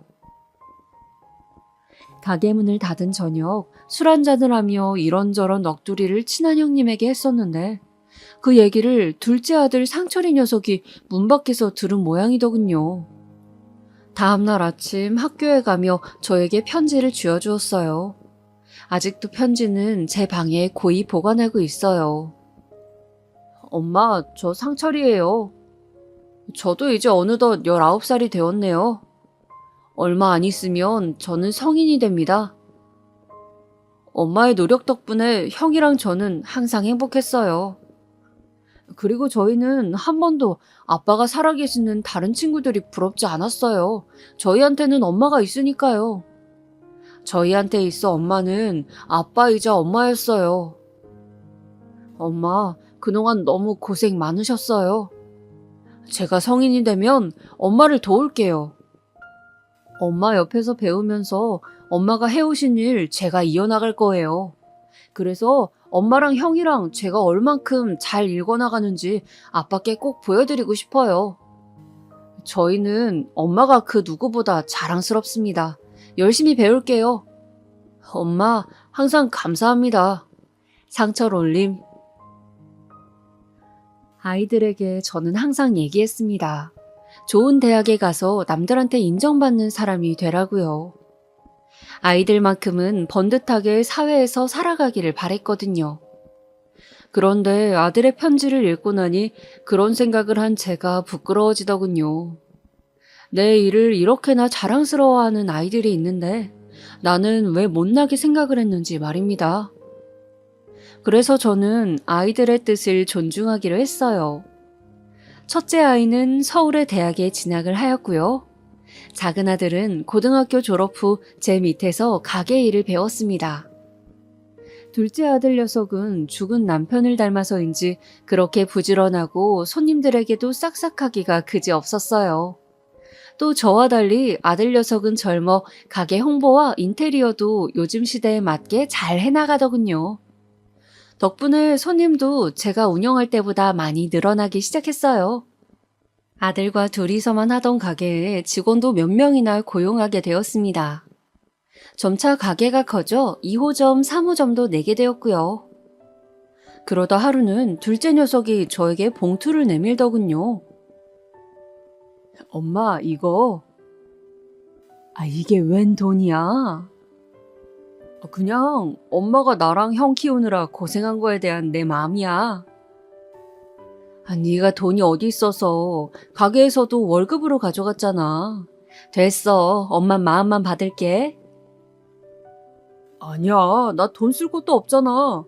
내가 쓸 거 충분히 모아두고 엄마 드리는 거야. 그러니까 받아줘요. 그 돈은 차마 쓸 수 없어 둘째 아들 이름으로 된 통장에 고이 넣어두었어요. 한참을 들여다보는데 눈물이 나더군요. 이제 좀 숨 쉴 수 있겠구나 하면서 말이에요. 큰아들은 대학도 갔고 둘째 아들은 일찍이 제 밑에서 일을 배워가고 있으니 우리 세 식구 걱정 없겠다 싶었어요.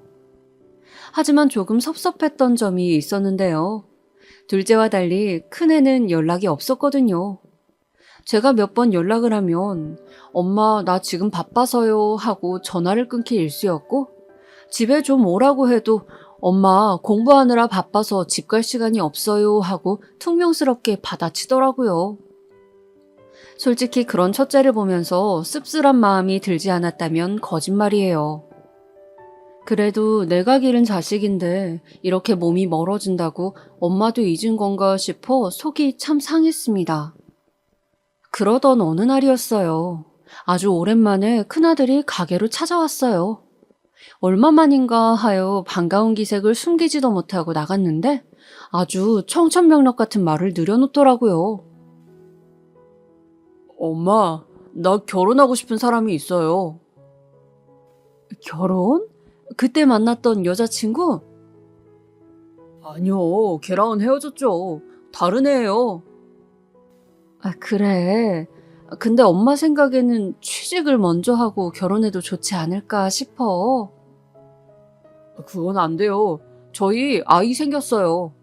그래서 결혼해야 돼요. 돈 좀 보태주세요. 뭐? 말이 돈을 보태달라는 거지. 이건 거의 반협박이었어요. 엄마가 아니면 자기는 길거리에 앉을 판이라면서 돈을 달라고 하는데 순간 할 말을 잃었어요. 거기다 대학 졸업반을 앞둔 애들이 돈이 어디 있겠습니까? 더군다나 당장 아이가 생겼다는데 결혼을 막을 순 없는 노릇이었어요. 같은 과 동기인데 꽤 오래 교제를 하였는데 여자친구가 임신을 했다고요. 별 수 없죠. 저는 큰아들을 결혼시키고 아이들이 살 집, 생활비까지 제가 감당해야 했어요. 큰아들은 취업은 생각도 안 하고 사업만 하려 했거든요. 엄마, 이건 진짜야. 확실한 정보라니까요. 진짜야. 딱 5천만 원만 투자해봐, 나한테. 어머니, 상훈 씨가 이번엔 괜찮은 아이템이 있나 봐요. 그이 딱 한 번만 믿어보시고 투자 좀 해주세요. 부탁드려요. 그놈의 투자. 큰아들 내외가 저를 찾아오거나 연락할 때는 돈이 필요할 때였어요. 작은 아들 녀석은 형이 이것저것 시도해보려고 하는 거니 믿고 보태주자고 했고요. 처음에는 저도 아들이 그래도 울며불며 잘할 수 있다고 애걸하길래 부모로서 흔쾌히 돈을 내주었습니다. 근데 시간이 가니 이놈이 저를 그저 금고 정도로 보는 것 같더라고요.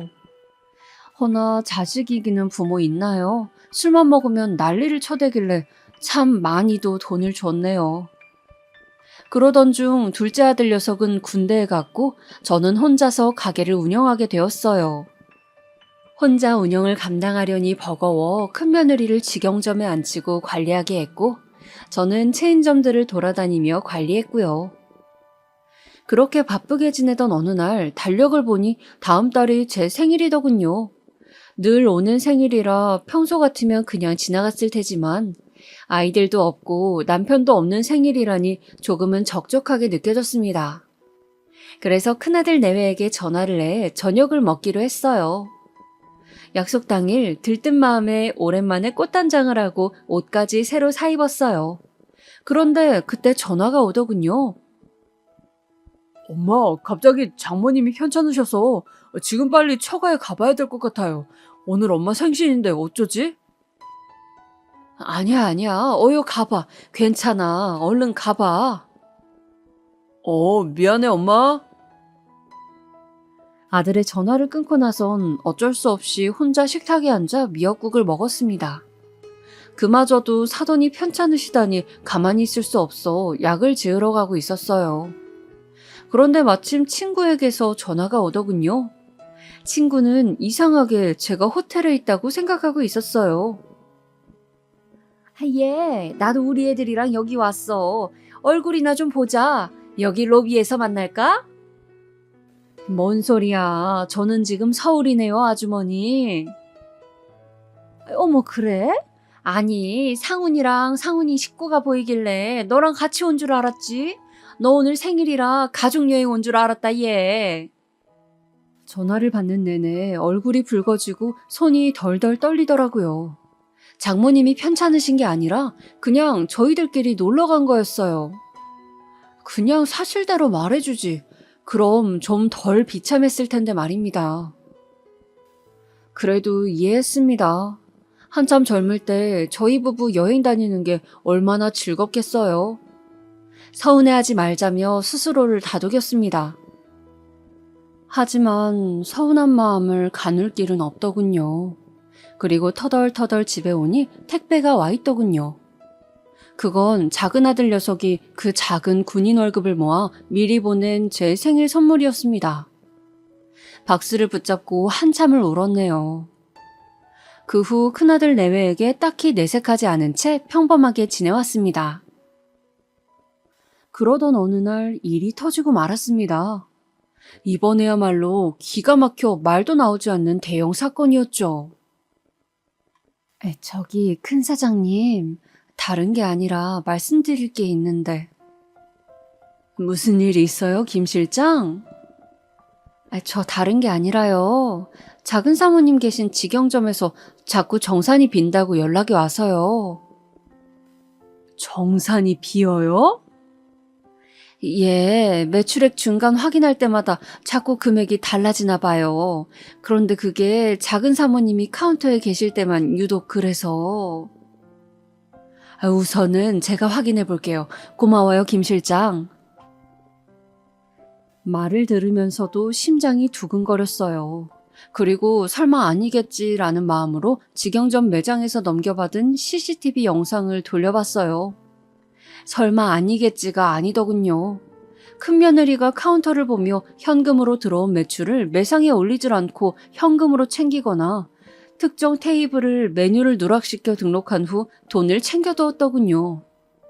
저는 머리 꼭대기까지 화가 나 당장 큰며느리를 집으로 불렀습니다. 어머니, 왜 부르셨어요? 어머니, 이번에 상훈 씨가 진짜 괜찮은 동업자를 찾았거든요. 예, 아가, 돈이 부족했던 거니? 돈이요? 그래, 카운터에 돈은 왜 가져갔니? 월급이 좀 적었어? 나한테 얘기하면 엄마가 더 줬을 텐데 왜 그런 짓을 한 거니? 저 지금 어머니가 무슨 말씀하시는지 모르겠어요. 아유, 제가 무슨 돈을 가져가요? 내가 가게 CCTV 위치를 이곳저곳에 해두었어. 이런저런 상황에 대비해서. 제가 카운터 외에도 이곳저곳에 CCTV를 설치해둔 사실을 며느리는 몰랐나 보더군요. 제가 CCTV 얘기를 하자 그제야 상황 파악을 한 듯 태도가 돌변하더군요. 며느리는 그제야 엉엉 울며 제 바지가랑이를 붙잡았어요. 죄송해요, 어머니. 그게 제가 생활비가 부족해서 그랬어요. 그게 무슨 말이니, 생활비? 내가 너희 내외 생활비랑 네 월급은 따로따로 주고 있는데. 그게 빚을 좀 갚느라고요. 큰 빚은 아니고요. 저랑 상훈 씨가 진짜 급할 때 가끔 빌린 게 조금 커져서. 빚? 저 어머니 이렇게 말씀드렸으니 말인데 빚 좀 갚아주실 수 있으세요? 빚만 갚아주시면 저희 진짜 열심히 일할게요. 앞으로 이런 일도 없을 거고요. 상훈 씨는 어머니한테 죄송하다고 말도 못 꺼내겠다고 하고 그런데 이자 찍고 나면 생활비가 빠듯해서요. 어머니 딱 한 번만 더 도와주세요. 저도 몰랐던 빚을 대체 어디서 만들어 온 건지 기가 막혔습니다. 거기다 자기 잘못 반성할 생각은 안 하고 빚부터 갚아달라는 며느리의 행동이 어이가 없었어요. 여기서까지 제가 감싸주면 큰아들 내외를 망치는 길인 것 같았어요. 너희 욕심 때문에 생겨난 빚을 내가 왜 갚아주니? 언제 너희들 필요하다고 한 거, 은영이 육아에 필요한 거 안 해준 적 있니? 더 이상은 안 되겠다. 상훈이랑 네가 가게에서 받는 월급으로 알아서 메꿔라. 그 전까지는 생활비도 없어. 이만 가봐라. 어머니, 그렇게 말씀하시면 저희 진짜 섭섭해요. 상훈 씨 장남이에요, 어머니. 장남한테 이러시는 거 아니죠? 장남이 거지같이 사는 꼴 보셔야 속이 시원하시겠다는 거죠? 그럼 저도 생각이 있어요. 며느리는 저렇게 말하고는 휙 나가버리더군요. 그날 밤에 큰아들 녀석은 술에 잔뜩 취해 전화를 걸어와서는 지 안사람이랑 똑같은 말을 떠들어대더니 또 끊어버리더군요. 내가 뭘 위해 살아온 건지, 내가 돈 버느라 자식 교육을 잘못 시킨 건지 그날 밤 내내 하염없이 울다 잠이 들었습니다. 하지만 일주일이나 지났을까요? 두 내외가 찾아와 엉엉 울며 한 번만 도와달라 하더군요. 굶어 죽겠다고요. 참, 겨우 일주일을 못 버티다니. 엄마, 이 사람 말이 심했어요. 이 사람도 진심이 아니었대요. 그만 화가 나서 그래서 한 말이에요. 사람이 화나면 무슨 말은 못해요. 엄마, 저 정말 힘들어요. 사실 엄마에게 말은 못했지만 죽을 맛이었어요. 엄마, 한 번만 도와주면 안 돼요? 네, 어머니, 제가 정말로 잘못했습니다. 돈 훔친 것도 그렇고 다 잘못했어요. 두 명은 아주 저를 밤낮으로 괴롭혀댔어요. 어찌나 괴롭히던지 제가 좀 가라고 해도 가지 않고 집안에서 한 발자국도 움직이지 않고 저에게 돈을 요구했어요. 그러다 큰 며느리가 어느 날 보이지 않더군요. 물으니 스트레스가 심했는지 어젯밤 갑자기 쓰러져 응급실에 실려갔다고 하더라고요. 그 말을 듣는데 저도 가만히 있을 수는 없더군요. 결국 도와줬습니다. 대신 앞으로는 사업 얘기는 하지도 말고 가게에 나와서 일을 배우는 조건으로 말입니다. 그 후에는 정신을 좀 차린 건지 다행스럽게도 가게 일은 곧잘 하더군요. 그리고 마침 둘째 아들 녀석도 군에서 전역을 하였어요. 제가 말하지 않아 둘째는 첫째와 저 사이에 무슨 일이 생겼는지는 모르고 있었지만 그래도 둘째가 제 옆에 있으니 새삼 든든했어요. 그러면서도 아쉬운 부분이 있었어요. 이제 나이도 되었는데 일만 하는 아들의 청춘이 아까웠거든요. 가게 직원들 중 아들보다 2살 어린 여직원이 있었는데 참 성실하고 밝은 친구라 저런 친구가 아들 녀석과 마음이 닿는다면 참 좋을 텐데 하고 있었습니다. 그런데 이게 웬일인지 우연히 방문한 가게에서 눈이 휘둥그레지는 모습을 보게 되었어요. 현이야, 이것 좀 먹어봐. 저번에 먹고 싶다고 했던 도넛. 어머, 오빠 어떻게 사왔어요? 이거 일찍 품절되는데. 정말 고마워요. 당연히 네가 먹고 싶다는데 내가 잊을 리 있어? 얼른 먹어. 사람들 오면 내가 직원 간식으로 사왔다고 하고. 그렇게 시간이 흘렀을까요? 어느 가을 저녁 아들 녀석이 밖에서 외식하자고 하더군요. 그냥 오랜만에 둘이서 외식이나 하자고 말이에요. 문이 드르릉 열리고 아들 녀석이 들어오더군요. 익숙한 얼굴과 함께요. 모두 자리에 앉고 나서야 아들 녀석이 입을 열더군요. 가게에 또래가 둘뿐이다 보니 얘기하는 시간이 많아졌고 너무 좋은 사람이라 결혼을 하고 싶다고 말이에요. 저도 환하게 웃음을 지으며 축복해 주려는 말을 하려 했어요. 근데 예비 며느리가 그런 말을 하더군요. 저 큰 사장님, 사실 이의는 빨리 말씀드리자고 했는데 제가 자신이 없어서 계속 미뤘었어요. 자신이 없었다니요? 어떤 게요? 저는 부모님이 안 계세요. 제가 어렸을 때 어머니는 일찍 돌아가셨다고 하고요. 아버지는 뵌 적이 없어요. 어릴 때부터 할머니 밑에서 자랐어요. 할머니도 몇 해 전 돌아가셔서 저 혼자거든요. 이런 제 환경이 혹시나 염려돼서 반대하시지 않을까 겁이 났어요. 제 며느리는 그 말을 하며 닭똥 같은 눈물을 뚝뚝 흘렸습니다. 그에 저는 답변을 해주었답니다. 아이고, 내가 우리 가게에서 그렇게 못된 사장이었어요? 나는 현이 양이 참 좋은 사람이라고 생각했어요. 그래서 오늘 이 자리가 얼마나 기쁜지 몰라요. 할머님이 정말 현이 양을 잘 키워주셨네요. 살아계셨다면 감사하다고 인사라도 드렸을 텐데 두 사람이 결혼하는데 내 의견이 뭐가 필요해요? 그래도 내 의견이 필요하다면 난 현이 양이 우리 가족이 되어준다면 참 고마울 것 같아요. 이 녀석이 현이양이 있어서 그렇게 밝아졌던 모양이야. 내가 참 고마워요. 정말 감사합니다. 저희 정말 열심히 살게요. 정말 잘할게요. 그렇게 아들 녀석은 좋은 배필을 만나 결혼을 하였어요. 며느리가 가족이 되고 가게도 더욱 번창하기 시작했어요. 아들, 며느리 내외의 부지런함과 싹싹함이 빛을 발한 거죠. 하지만 첫째 녀석은 그런 둘째 내외를 얼마나 시기하고 질투했는지 몰라요. 틈만 나면 제가 둘째 내외를 아낀다면서 말이죠. 그러면서 심지어 둘째 며느리 외모에 대한 험담도 하더라고요. 재수 씨는 점점 살이 찌는 것 같아. 어째 점점 더 못생겨지는 게 둘이 자식 낳으면 그 자식이 걱정될 정도라니까. 너 말에도 정도가 있지? 그게 무슨 말이야? 동생 들으면 어쩌려고? 아니 뭐 사실이잖아. 내가 뭐 틀린 말 했나? 어머님, 농담이에요, 농담. 거기에 첫째 며느리까지 보태는데 참 제가 다 부끄러워 이 아이들을 어째야 할지 모르겠더라고요.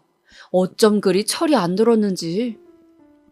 게다가 제가 언젠가 둘째 쪽 안 싸더니 자궁 쪽에 암이 발견되어 수술을 하셔야 했는데 돈이 부족하다고 해서 돈을 조금 내준 적이 있어요. 그런데 그걸 가지고도 어찌나 저를 들들 볶아대던지. 어느 날은 글쎄 저희 집에 저녁 먹으러 와선 두어 시간 동안만 그 얘기를 하더라고요. 엄마, 그렇게 생각 없이 돈을 해주시면 어떡해요? 애들 버릇 나빠진다니까요? 나중에 또 엄마한테 돈 달라고 보채면 어떡해요? 맞아요, 어머님. 저도 그게 걱정이에요. 걱정 말아라. 걔네들 오히려 지금 그 돈 갚겠다고 나한테 다달이 입금하고 있어. 가족이어도 이렇게 자꾸 의지하게 되면 자기들 자립심 없어진다고. 그러니 더 말 붙이지 말아라. 제가 나중엔 이렇게까지 말하자 둘 다 입을 다물더라고요. 그리고 둘째 내외는 그러지 않아도 된다 했지만 정말이지 고집스럽게도 그 돈을 제게 다 갚더군요. 참 기특하기도 하고 아둥바둥 노력하는 모습이 안쓰럽기도 했죠. 사실상 둘째 내외 덕분에 가게도 확장하고 제가 일하지 않아도 마음을 놓을 수 있으니 너무 고마운 마음뿐이었답니다.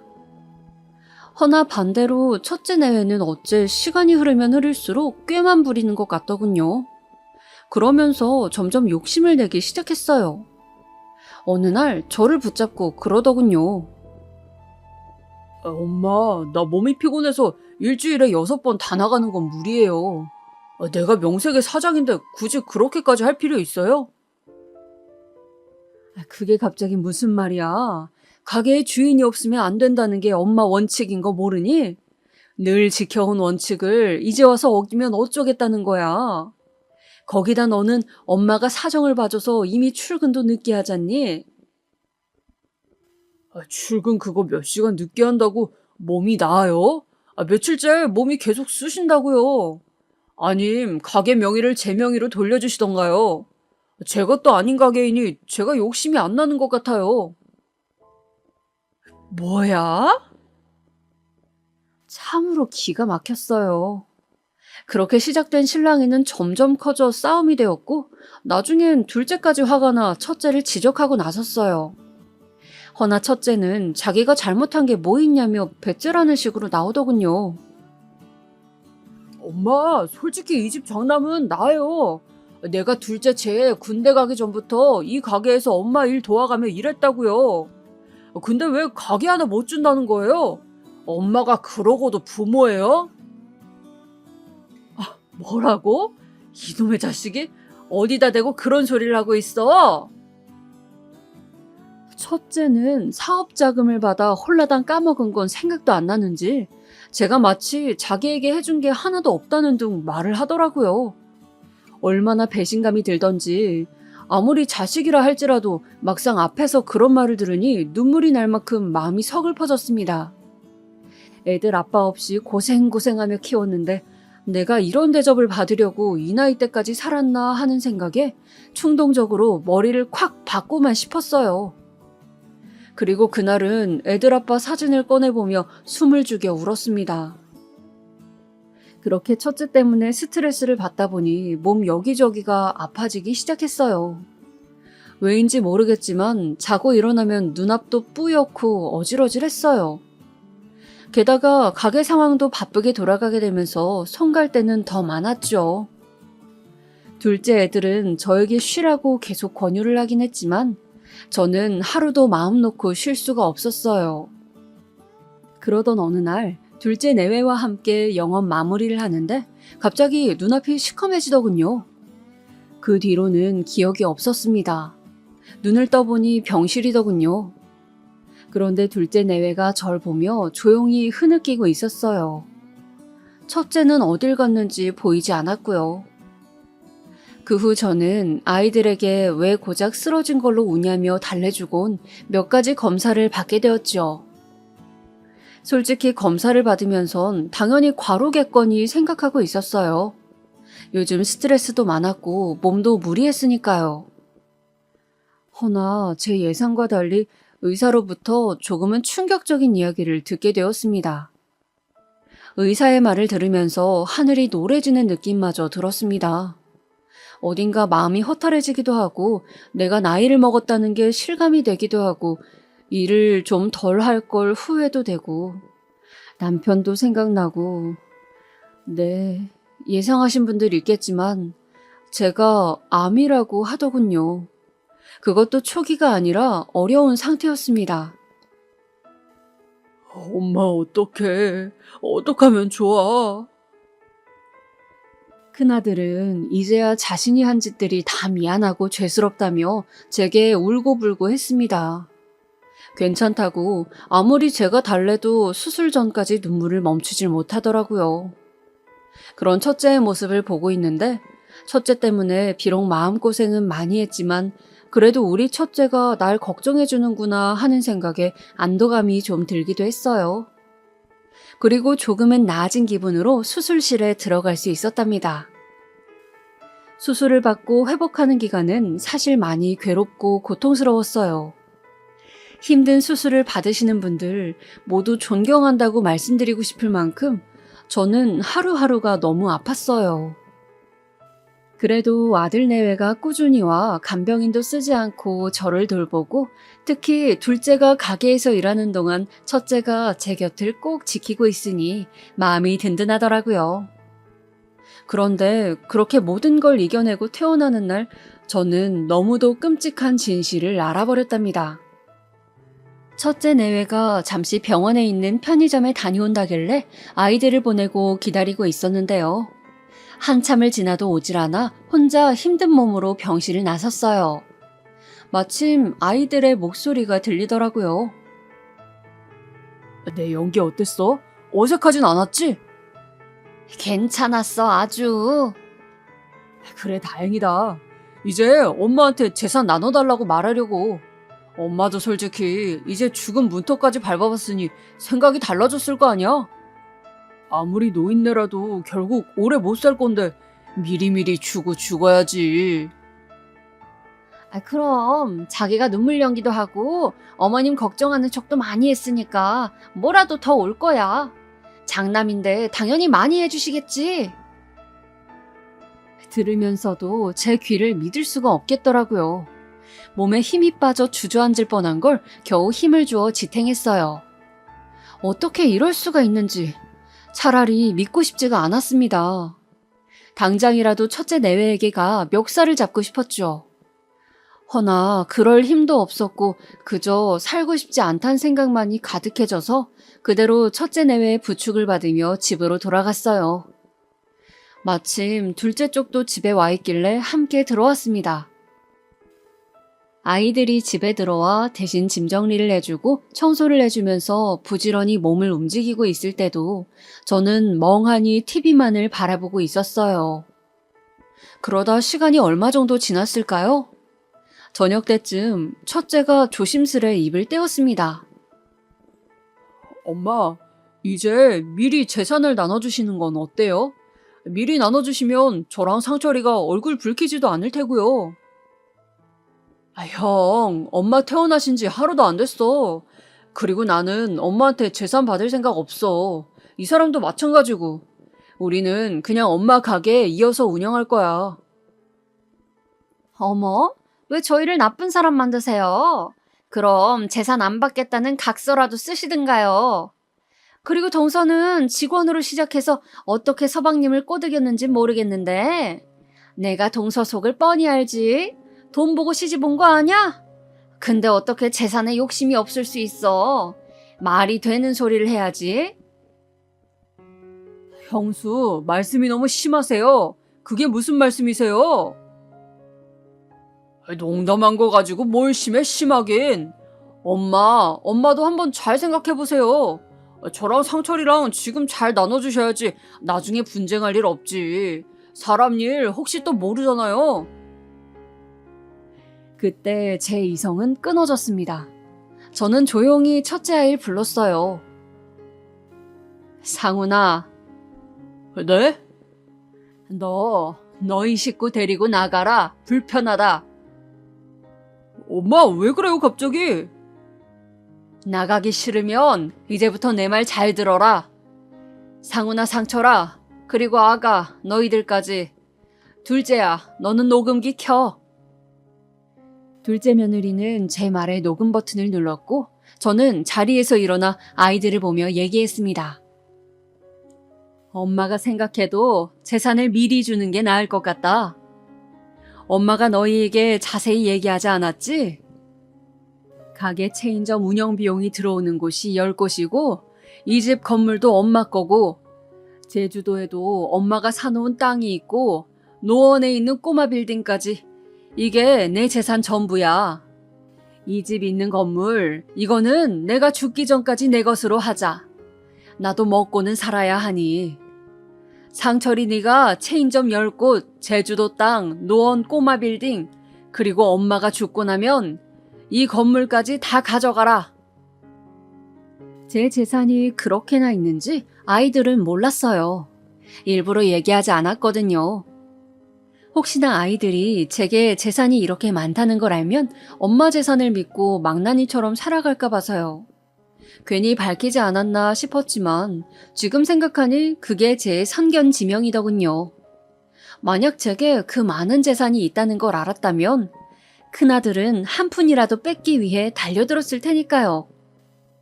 그 와중에 큰아들 내외 표정이 가관이었어요. 입이 떡 벌어져서는 실실 웃기 시작했습니다. 엄마, 왜 미리 말 안 했어? 진즉 말하지 그랬어. 나는 가게는 필요 없고 제주도랑 노원만 줘요. 상훈아, 나는 이제 네 엄마 안 할 거고 너도 이제 내 자식 아니니까 이 집에서 나가주겠니? 뭐라고요? 내 말 지금까지 뭐로 들었니? 엄만 너한테 재산 줄 생각 한치도 없어. 제 말에 큰아들 표정이 순식간에 변했어요. 엄마, 지금 무슨 소리를 하시는 거예요? 큰아들은 믿을 수 없다며 저에게 다시금 물었고 저는 병원에서 들은 그대로를 다 얘기해 주었어요. 더는 애써 연기할 필요 없다. 나가라. 그러자 작은 아들은 형과 형수가 어떻게 그럴 수 있냐며 길길이 날뛰기 시작했고 두 사람은 아무 말도 못하고 입만 번긋하다가 쫓겨났습니다. 그 후에도 큰아들 내외는 저희 집 문을 두드리며 싹싹 빌고 난리가 났습니다. 허나 저도 이번만큼은 용서해줄 마음이 없었죠. 작은 애의 조언에 따라 저는 더 단호한 태도를 취했고 이사까지 갈 기세를 보이자 그제야 둘 다 포기를 하더군요. 작은 애는 아직도 형을 생각하면 화가 난다며 분을 참지 못하고 있지만 저는 그럭저럭 마음을 잘 추스리고 살고 있습니다.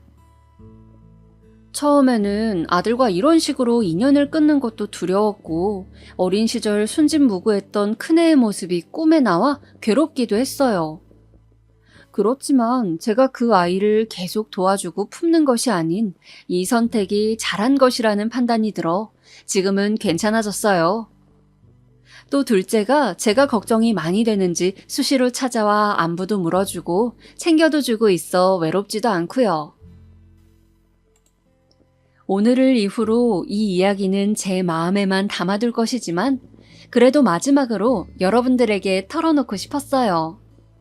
두서없는 노인네의 이야기 들어주셔서 감사하고 여러분들의 가정엔 좋은 일만 가득하길 바라겠습니다.